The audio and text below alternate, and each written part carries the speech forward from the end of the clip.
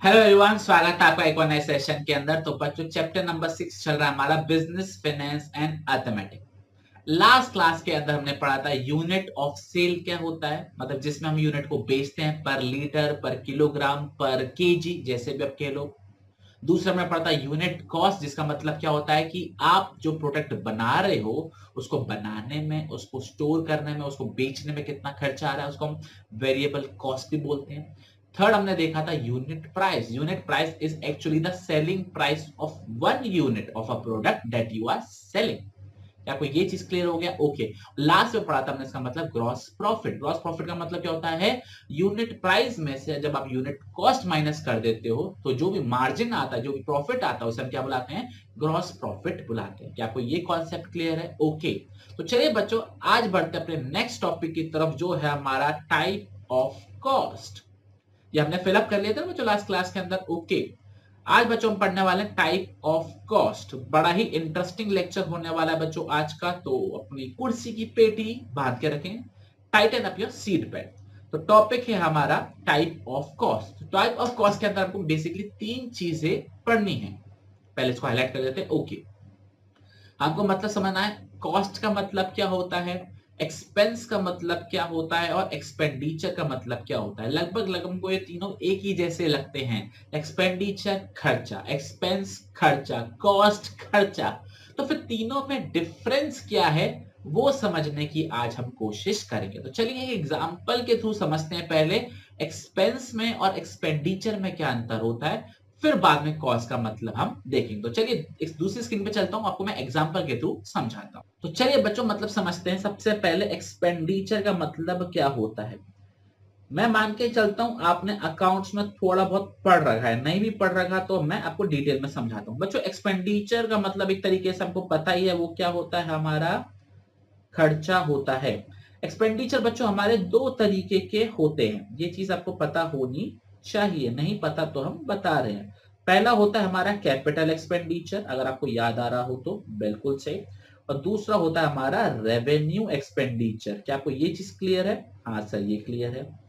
Capital expenditure हम किस चीज के लिए करते हैं? जब हम कोई एसेट एक्वायर कर रहे होते हैं, या फिर नॉर्मली जब हम कोई ह्यूज अमाउंट को खर्चा कर रहे होते हैं, तब हम बोलते हैं कि हमने कौन सा खर्चा किया है? कैपिटल एक्सपेंडिचर किया है। क्या आपको ये चीज क्लियर है? ओके। दूसरा आता हमारा रेवेन्यू एक्सपेंडिचर। रेवेन्यू एक्सपेंडिचर का मतलब क्या होता है? वो खर्चा जो बिजनेस की डे टू डे एक्टिविटी के लिए चाहिए होता है। आई रिपीट, कौन सा खर्चा जो बिजनेस की डे टू डे एक्टिविटी के लिए चाहिए होता है, उसे हम क्या बुलाते हैं? रेवेन्यू एक्सपेंडिचर बुलाते हैं। सर एग्जांपल देना इसका। एग्जांपल है बच्चों सैलरी, एग्जांपल है हमारा रेंट, एग्जाम्पल है हमारा मान के चलो टेलीफोन का खर्चा। ठीक है।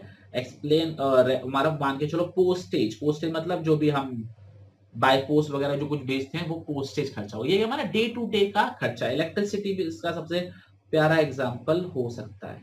ओके, क्लियर हो गया? हाँ। ये कैपिटल एक्सपेंडिचर जो है ना बच्चों, वो हमारे लिए लॉन्ग पीरियड के लिए होता है। जैसे कोई एसेट खरीदते हो तो आपका कम से कम वो 2 साल, 3 साल, 4 साल तो चलता है। लेकिन जो रेवेन्यू एक्सपेंडिचर होता है ना, वो नॉर्मली अकाउंटिंग पीरियड के अंदर खत्म हो जाता है। अकाउंटिंग पीरियड का मतलब समझ लो नॉर्मली 1 साल के अंदर वो क्या हो जाता है? एक्सपायर हो जाता है उसका बेनिफिट। जैसे आपने सैलरी दी है तो सैलरी 1 महीने की दी होगी। आपने टेलीफोन का खर्चा दिया तो टेलीफोन 1 महीने का, 3 महीने का खर्चा दिया होगा। इलेक्ट्रिसिटी भी 1-2 महीने की हुई होगी, सैलरी भी 1-2 महीने की, रेंट भी 1-2 महीने की होगी। वो तुरंत एक्सपायर हो जाता है उसका बेनिफिट। लेकिन मान के चलो आप फर्नीचर खरीद के लेकर आए, तो फर्नीचर क्या हो गया? आपका एसेट हो गया। क्लियर हो गया? तो जो लॉन्ग टर्म के लिए करते हैं उसे हम क्या बुलाते हैं? कैपिटल एक्सपेंडिचर बुलाते हैं। जो शॉर्ट टर्म के लिए करते हैं उसे हम रेवेन्यू एक्सपेंडिचर कहलाते हैं। और इसी रेवेन्यू एक्सपेंडिचर को हम क्या बुलाते हैं? टेक्निकल वर्ड्स में मैं आपको बता दूं, एक्सपेंस बुलाते हैं। क्या बुलाते हैं? इसी को हम क्या बुलाते हैं? एक्सपेंस बुलाते हैं। मतलब ये एक्सपेंस एक्सपेंडिचर का ही पार्ट है। क्या आपको ये चीज क्लियर हो गया? एक्सपेंस जो है हमारा एक्सपेंडिचर का ही पार्ट है। Logic clear? ओके। एक एग्जांपल और देता हूं। मान के चलो बच्चों हमने एक मशीन खरीदी। ठीक है, मशीन खरीदी। कितने की खरीदी? लेट सपोज हमने मशीन खरीदी 10 लाख की। ओके। तो इसकी जो लाइफ है बच्चों, लाइफ है मान के चलो, इसकी लाइफ कितनी हमारी 10 ईयर्स। कितनी लाइफ है? 10 ईयर्स है। तो मुझे बताओ बच्चों, ये हमारा एक्सपेंडिचर है या ये हमारा एक्सपेंस है? बताओ बच्चों, ये हमारा एक्सपेंडिचर है या ये हमारा एक्सपेंस है? सर ये हमारा क्या है? कैपिटल एक्सपेंडिचर है। और कैपिटल एक्सपेंडिचर को हम एक्सपेंडिचर भी बोल सकते हैं यहाँ के हिसाब से। क्लियर हो गया? ओके। लेकिन बच्चों मुझे एक बात बताओ, ये कितने साल चलने वाला है? सर ये हमारा 10 साल चलने वाला है। तो मुझे बताओ पर ईयर कितने का पड़ा हमको? ये 10 साल चलने वाला है, तो मुझे बताओ पर ईयर खर्चा कितना पड़ा हमको? पर ईयर हमारा खर्चा पड़ा 1 लाख रुपए का। सिंपल में डिवाइड कर दिया, है ना? तो इसको क्या बुलाएंगे हम? इसको एक्सपेंस बुलाएंगे। और अकाउंट्स की भाषा में इसको हम क्या बुलाते हैं? डेप्रीसिएशन बुलाते हैं, है ना? बिल्कुल सही। आपने बच्चों डेप्रीसिएशन पढ़ रखा होगा, मैं मान के चल रहा हूं। अगर नहीं पढ़ा तो पढ़ लोगे। तो इसको क्या बुलाते हैं? डेप्रीसिएशन बुलाते हैं। डेप्रीसिएशन मतलब होता है fall in the value of asset due to passage of time, wear and tear. ठीक है, यूज कर रहे हो, टूट फूट हो रही है, तो उसकी वैल्यू कम हो जाती है। क्लियर हो गया? तो मशीन को जो खर्चा किया वो कैपिटल एक्सपेंडिचर है, लेकिन हर साल उसको हम क्या बना देते हैं? एक्सपेंस बना देते हैं, और उसको हम पी एंड एल में डेबिट कर देते हैं। अब ये पी एंड एल क्या होता है बच्चों? जब आप फाइनल अकाउंट पढ़ोगे, अकाउंट्स के अंदर आपको पता लग जाएगा। ये मैंने जो वर्ड बोला है profit and loss, P and L का शॉर्ट में क्या है? Profit and loss, P and L. Clear हो गया? ओके। बस आपको इतना बताना था, एक्सपेंडिचर का मतलब क्या होता है और एक्सपेंस का मतलब क्या होता है। Logic clear? ओके। अब दूसरा टॉपिक आता है इसके अंदर, वो आता है सर ये कॉस्ट में और एक्सपेंस या एक्सपेंडिचर में क्या अंतर होता है?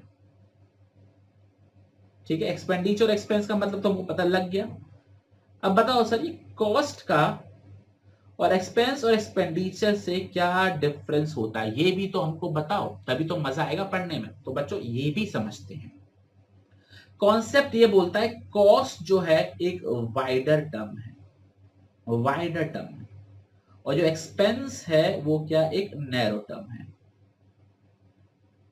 सर समझ में नहीं आया। वाइडर टर्म मतलब इसके अंदर बहुत चीजें कवर्ड हो जाती हैं, और एक्सपेंस और एक्सपेंडिचर के अंदर बहुत सारी चीजें कवर नहीं होती हैं। समझाते हैं। एक्सपेंस और एक्सपेंडिचर जो एक्चुअल में खर्चा होता है ना बच्चों, जो एक्चुअल में खर्चा होता है उसी को हम क्या बोलते हैं? या तो ये हमारा एक्सपेंस हुआ है या फिर हमारा एक्सपेंडिचर हुआ है। लेकिन कॉस्ट में ऐसा नहीं बोलते हैं। कॉस्ट में जो खर्चा हुआ है वो भी आता है, ठीक है, और जो खर्चा इनकर्ड नहीं हुआ है वो भी आता है। समझ रहे हो? जो खर्चा इनकर नहीं हुआ है वो भी आता है। कैसे आता है चलो मैं समझाता हूं। अच्छा बच्चों मुझे एक बात बताओ, मैं आपको पढ़ा रहा हूं, ठीक है, मान के चलो आज हमारी क्लासेस खत्म हो गई, आज हमारा कोर्स कंप्लीट हो गया, ठीक है। आपने मुझे बोला कि सर आप हमको है ना अगले 1 हफ्ते और पढ़ाओ, हमको कुछ क्वेरीज लेनी है। आप चाहो तो एक्स्ट्रा फीस ले लेना, अगर आप चाहो तो, ठीक है ना। आप एक्स्ट्रा फीस ले लेना, लेकिन हमको 1 हफ्ता और दे दो, क्योंकि हमको आपसे बहुत सारी क्वेरीज को सॉल्व करना, रिवीजन करना है, ठीक है। ओके, तो बताओ बच्चों अगले 1 हफ्ता मुझे आपको पढ़ाने में कितना खर्चा आएगा? बताओ बच्चों। सर आपका पेट्रोल का खर्चा होगा। हाँ सर पेट्रोल का खर्चा होगा, कितना वो मान के चलो अगले 1 हफ्ते का मान के चलो मेरा 1,000 रुपए का पेट्रोल खर्च हो जाएगा, दिन का 100-150 रुपए। ओके, मेरी इलेक्ट्रिसिटी जाएगी, इलेक्ट्रिसिटी मान के चलो कितनी चले जाएगी? मेरी इलेक्ट्रिसिटी चले जाएगी 1,000 रुपए की चले जाएगी। ओके, और क्या जाएगा? मेरा रेंट जाएगा। रेंट कितना जाएगा? लेट सपोज मान के चलो रेंट मेरा जाएगा 5,000 का जाएगा। ओके, तो मतलब टोटल खर्चा जो है वो मेरा कितना होगा? 7,000 होगा, एक्चुअल में जो खर्चा है। क्लियर हो गया? ओके, तो यही मेरा एक्सपेंस हुआ। हाँ हुआ, लेकिन मैंने आपसे बोला बच्चों मैं आपसे फीस लूंगा 20,000 रुपीज। मैं आपसे कितना लूंगा फीस? 20,000 लूंगा, ये मेरी फीस है। तो आप बोलोगे सर 1 हफ्ते का 20,000 आप चार्ज करोगे? सर उतना चार्ज करो ना जितना आपका लग रहा है। सर हमसे प्रॉफिट क्यों कमा रहे हो? तो मैंने बोला चलो ठीक है बच्चों, मैं आपसे प्रॉफिट नहीं कमा रहा हूं, आप मुझे एक काम करना, आप मुझे 17,000 दे देना, मैंने आपसे प्रॉफिट चार्ज नहीं कर रहा है। सर 17,000? सर 3,000 का प्रॉफिट चार्ज कर रहे थे। सर बताना आप कौन कौन सा खर्चा कर रहे हो हमको अगले 1 हफ्ते पढ़ाने के लिए? तो मैंने बोला देखो बच्चों, पेट्रोल का खर्चा जाएगा 1000 रुपए का, हाँ। इलेक्ट्रिसिटी का खर्चा जाएगा 1000 रुपए का, मैंने कहा हाँ। रेंट का खर्चा जाएगा 5000 का, मैंने कहा हाँ। बताओ बच्चों कितने हुए? कह रहे अभी भी सर 7000 हुए, आप 17000 कैसे बोल रहे हो? तो मैंने बोला बच्चों, आपको मैं पढ़ा रहा हूं, अगर मैं आपको नहीं पढ़ाता तो मैं कहीं और काम करता, है ना। अगर मैं आपको नहीं पढ़ाता, अगर मैं आपको टाइम नहीं देता तो मैं कहीं और काम करता, और जब कहीं और काम करता तो वहां पैसे कमाता कि नहीं कमाता? बताओ, वहां पैसे कमाता नहीं कमाता? बिल्कुल कमाता। तो आपके पढ़ाने के चक्कर में मैंने वो चीज छोड़ी नहीं छोड़ी? बताओ, वो चीज छोड़ी तो उस चीज की भरपाई कौन करेगा? आप करोगे। समझ में आया ना? वो चीज मैंने छोड़ दी, किसके लिए? आपके लिए छोड़ी, तो उसकी भरपाई कौन करेगा? आप ही तो करोगे। तो इसलिए मैंने अपनी कॉस्ट में 10,000 और ऐड करे, क्योंकि अगर मैं आपको नहीं पढ़ाता तो मैं 10,000 कहीं और जाके कमाता। तो मतलब ये, जो मैंने चीज आपके लिए छोड़ी वो भी आपसे चार्ज करूंगा, प्लस जो आप पे खर्चा कर रहा हूं वो भी चार्ज करूंगा। तो इसलिए मेरी 17,000 की कॉस्टिंग आ रही है, प्लस मैंने इसमें 3,000 का प्रॉफिट जोड़ा, तब मैंने आपको फीस बताई अपनी 20,000 की। समझ में आया ये कॉन्सेप्ट? हाँ। तो कॉस्ट मतलब सिर्फ एक्चुअल खर्चा नहीं, जो खर्चा नहीं हुआ वो भी इंक्लूड होगा, क्योंकि वो बच गया ना, आपकी वजह से वो नहीं हो पाया, आपकी वजह से मैं नहीं कमा पाया, तो वो भी तो मेरा खर्चा हुआ ना। जो मैंने नहीं कमाया वो मेरा खर्चा हो गया। क्लियर हुआ? तो कॉस्ट इनकर नहीं होती, कॉस्ट डिराइव करी जाती है, कॉस्ट निकाली जाती है कि एक्चुअल में मेरे को पढ़ाना कितने का पड़ा। Logic clear? ओके।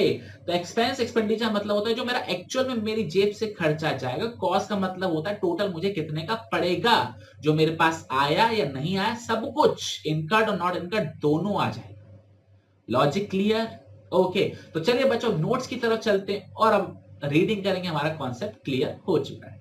तो चलिए बच्चों अब आ गए हमने नोट्स की तरफ। तो क्या लिखा हुआ है? एक्सपेंडिचर, एक्सपेंस और कॉस्ट का मीनिंग हम जरा अच्छे से समझ लेते हैं। तो देखो बच्चों क्या लिखा हुआ है। एक्सपेंडिचर इज अ पेमेंट और डिस्बर्समेंट। पेमेंट का मतलब क्या होता है? आपने पे किया। डिस्बर्समेंट का मतलब भी क्या होता है? आपने पैसा खर्च कर दिया। ठीक है ना? तो एक्सपेंडिचर इज अ पेमेंट और डिस्बर्समेंट। आगे क्या दे रखा है? एक्सपेंडिचर में be the purpose of asset, खरीदने में हो सकता है, जैसे कि मशीनरी हो सकता है, आपने किसी से उधार लिया था वो हो सकता है, आपने भैया ओनर्स को पैसा कुछ डिस्ट्रीब्यूट कर दिया, आपने रॉ मटेरियल खरीद लिया, एडवर्टाइजमेंट के लिए पे कर दिया, सैलरी के लिए पे कर दिया। तो देखो बच्चों यहाँ पे दोनों बातें लिखी हुई हैं, सैलरी भी है, रॉ मटेरियल भी है और एसेट भी है। तो मतलब एक्सपेंडिचर हमारे दो तरीके के होते हैं, एक कैपिटल एक्सपेंडिचर और दूसरा हमारा कौन सा हो गया? Revenue expenditure. क्लियर हो गया? ओके। सिंपल टर्म्स में अगर देखा जाए तो एक्सपेंडिचर का मतलब होता है आउटफ्लो ऑफ मनी, चाहे कैश के तौर पे जाए, चाहे बैंक से पैसा जाए, लेकिन बाहर पैसा जा रहा है, उसे हम क्या बुलाते हैं? एक्सपेंडिचर बुलाते हैं। Logic clear? ओके। दूसरा होता है हमारा एक्सपेंस। एक्सपेंस का मीनिंग का मतलब क्या होता है? वो पैसा, किस चीज का? उस रिसोर्सेस का जो हमने यूज कर लिया। रिसोर्स क्या हो? सैलरी हो सकता है, ह्यूमन रिसोर्स हो गया, इलेक्ट्रिसिटी हो गया, पोस्टेज हो गया, टेलीग्राम हो गया और इलेक्ट्रिसिटी हो गई, ठीक है ना, रेंट हो गया, वो सारी चीजें।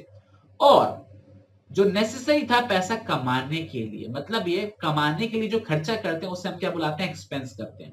रॉ मटेरियल पे खर्चा क्यों कर रहा है? क्योंकि हमको पैसा कमाना है उसे बेच के। एम्प्लॉयज को सैलरी क्यों दे रहे हैं? जिससे प्रोडक्ट बनाएंगे, बेच के पैसा कमाएंगे, तो उसको हम क्या बुलाते हैं? एक्सपेंस बुलाते हैं। क्लियर हो गया? जैसे उन्होंने एग्जांपल दे रखा है, advertising, salaries, interest, commission, rent और so on. Logic clear? Okay. तो इनके भी दिमाग में सवाल आया कि सर एक्सपेंस और एक्सपेंडिचर का अंतर बताओ। तो बच्चों वो इन्होंने एग्जांपल दिया है, अगर हमने कोई एसेट खरीदा 5 लाख का तो वो एक्सपेंडिचर है, लेकिन साल दर साल उस पर जो डेप्रिसिएशन लगेगा वो क्या है? हमारा खर्चा है। लॉजिक क्लियर हो गया? ओके। दूसरा एग्जांपल आप रीड कर लेना। आगे क्या दे रखा है? आगे भी समराइज दे रखा है, ये इंपॉर्टेंट है।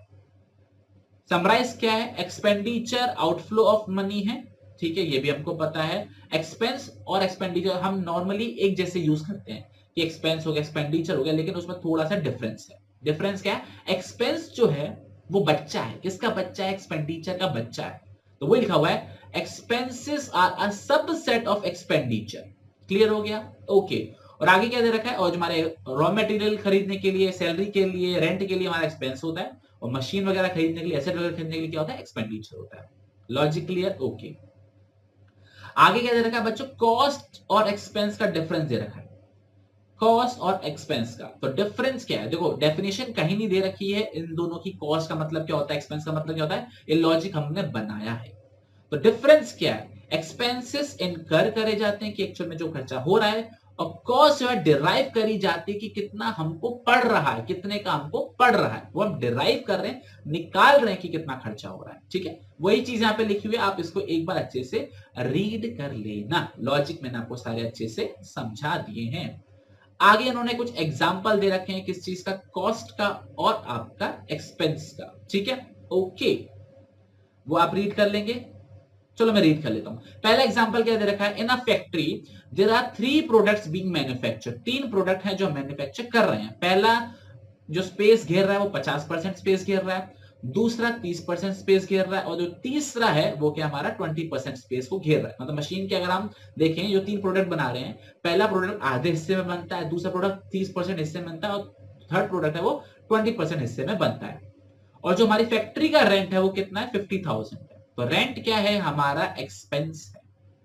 रेंट क्या है, हमारा एक्सपेंस है। लेकिन मुझे एक बात बताओ, प्रोडक्ट ए की जब हम कॉस्ट बनाएंगे, प्रोडक्ट ए की जब हम कॉस्ट निकालेंगे कि बनाने में, रखने में, बेचने में कितना खर्चा आया, तो फैक्ट्री का रेंट उसमें इंक्लूड होगा कि नहीं होगा, बिल्कुल होगा। तो कितना इंक्लूड होगा बताओ, क्योंकि वो 50% जगह घेरता है, तो रेंट पूरी बिल्डिंग का कितना है 50,000, तो 50% कितना हो गया 25,000, उसकी कॉस्ट मानी जाएगी। लॉजिक क्लियर हो गया, ओके। तो वही चीज यहां पे लिखा हुआ है, प्रोडक्ट ए में 50% कॉस्ट जाएगी, प्रोडक्ट बी में हमारी 30% कॉस्ट जाएगी, और प्रोडक्ट सी में हमारी 20% कॉस्ट जाएगी। तो ये क्या हमारी स्पेस कॉस्ट, कितने की हमको जगह पड़ी। क्लियर हो गया, ओके। आगे क्या दे रखा है, a business paying 1,20,000 as insurance premium. ठीक है, आपने साल के स्टार्टिंग में 1,20,000 का इंश्योरेंस दे दिया, और इंश्योरेंस 1 साल का होता है, तो मतलब ये क्या है, ये है एक हमारा एक्सपेंस। क्लियर हो गया, ओके।